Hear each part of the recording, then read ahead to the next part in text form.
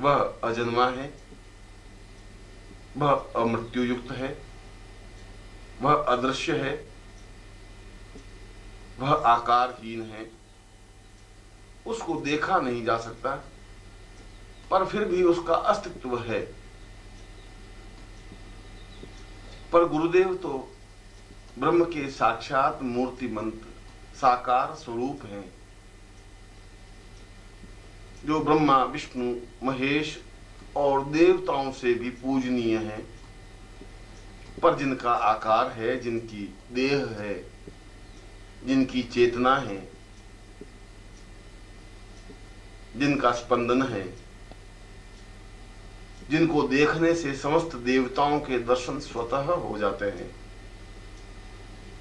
जिनके पास बैठने से पूरे ब्रह्मांड की सामीप्यता अनुभव होती है, जिनकी आंखों में करुणा का अथाह प्रवाह है, जिनके चेहरे पर हजारों हजारों सूर्य और शीतलता के प्रतीक चंद्रमा की ज्योत्सना विद्यमान है,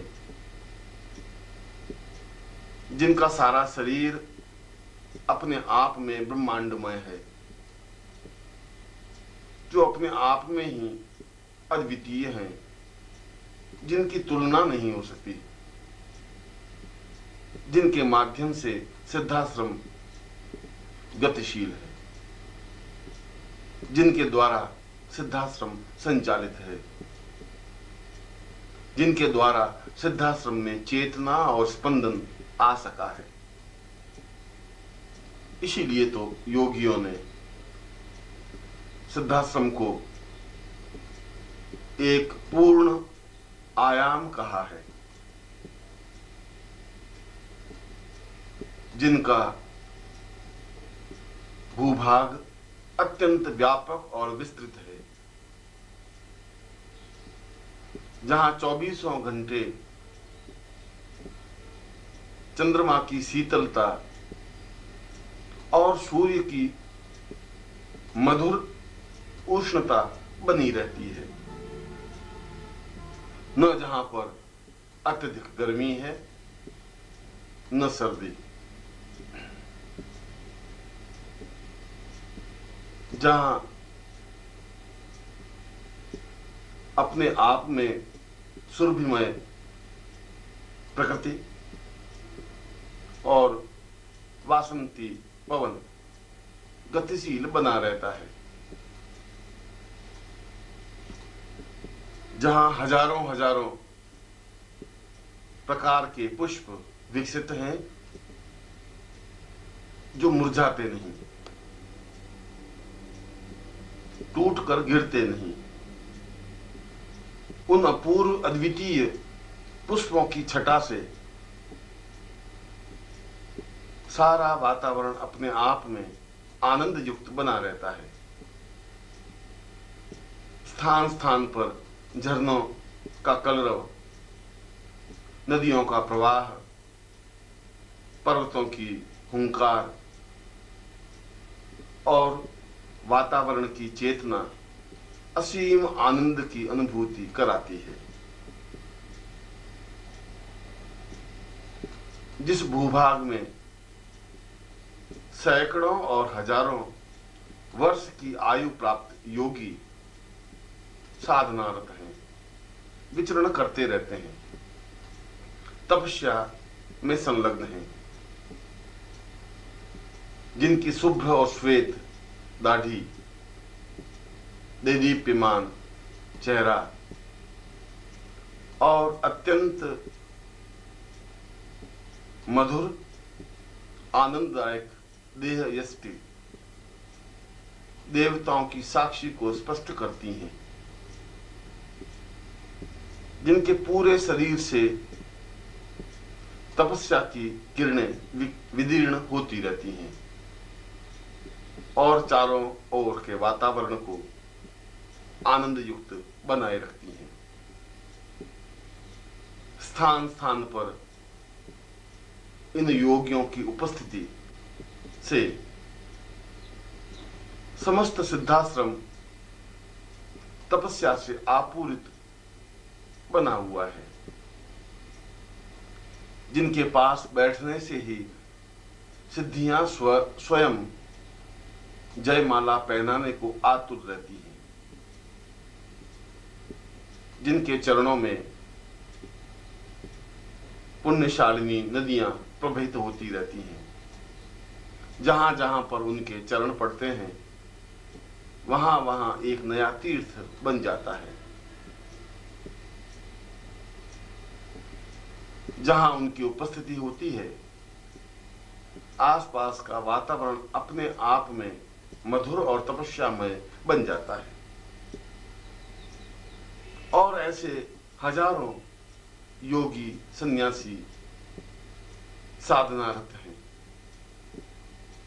जिनको देखा जा सकता है, जिनको स्पर्श किया जा सकता है, जिनके चरणों में बैठा जा सकता है, जिनके प्रवचन सुने जा सकते हैं, जिनसे साधनाएं सीखी जा सकती हैं और जिनकी उपस्थिति से जीवन को पवित्र और दिव्य बनाया जा सकता है।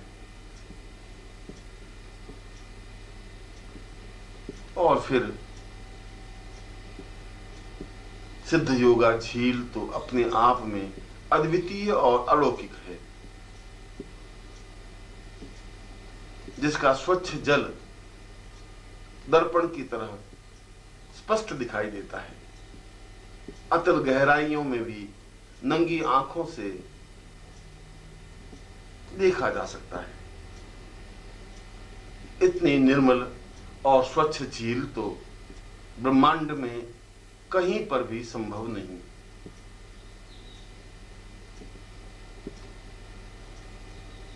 विस्तार से फैली हुई इस झील का पानी निरंतर प्रवहमान है, गतिशील है। कहां से इस झील में पानी आता है, किधर को चला जाता है, अभी तक किसी को ज्ञात नहीं हो सका है। प्रकृति और ब्रह्मांड ने इस झील की रचना कर अपनी संपूर्णता का परिचय दिया है और इसके किनारे सैकड़ों योगी विचरण करते रहते हैं। सिद्ध योगा झील में स्नान करने से स्वतः ही वृद्धावस्था समाप्त हो जाती है। कुछ करने की जरूरत नहीं, किसी प्रकार का मंत्र जाप या योग साधना या सिद्धि करने की आवश्यकता अनुभव ही नहीं होती, क्योंकि झील के इस पानी में ही कुछ ऐसी विशेषता है जो संसार में अन्यत्र संभव ही नहीं है। चाहे साधक जो मृत्युलोक से गया हुआ हो, वृद्ध हो, दुर्बल हो, जर्जर हो, रोग ग्रसित हो, असक्त हो, मगर एक बार यदि वह सिद्ध योगा झील में डुबकी लगा लेता है तो बाहर निकलने पर उसका सारा शरीर रोग रहित, सुगठित और सुंदर बन जाता है, आकर्षक और अनुपम बन जाता है। वृद्धता समाप्त हो जाती है, चेहरा सुंदर और प्रभावपूर्ण बन जाता है, सारा शरीर अपने आप में दिव्य और चैतन्य युक्त बन जाता है। ऐसा लगता है कि जैसे पूरे शरीर का कायाकल्प हो गया हो। वृद्धावस्था तो व्याप्त हो ही नहीं सकती, रोग ऐसे व्यक्ति को स्पर्श कर ही नहीं सकते, वह अपने आप में ही पवित्र और दिव्य बन जाता है। ऐसी ही सिद्ध योगा झील अपने आप में ही वरदानमयी है, प्राण चेतनामयी है,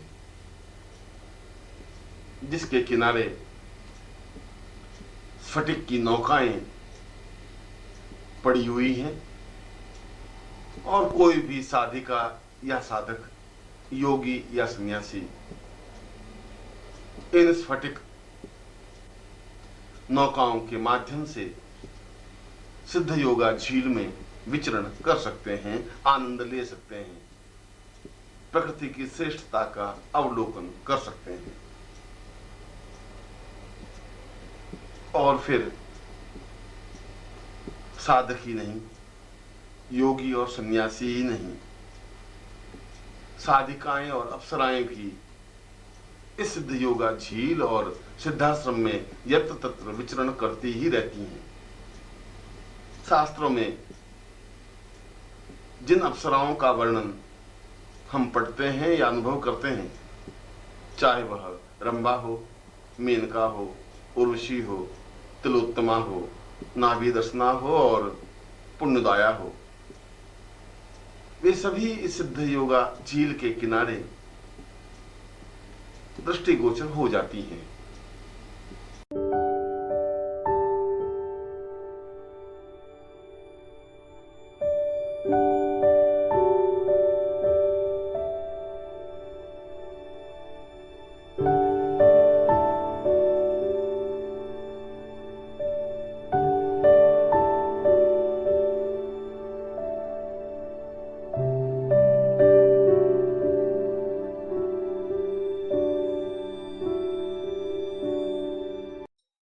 ओम परम तत्वाय नारायणाय गुरुभ्यो नमः। ओम ह्रीं मम प्राण देह रोम प्रतिरोम चैतन्य जाग्रय ह्रीं ओम नमः।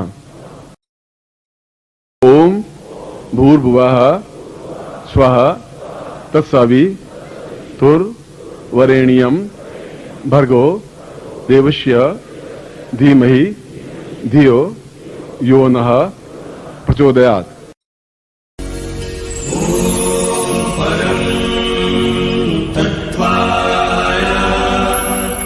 नारायणाय गुरुभ्यो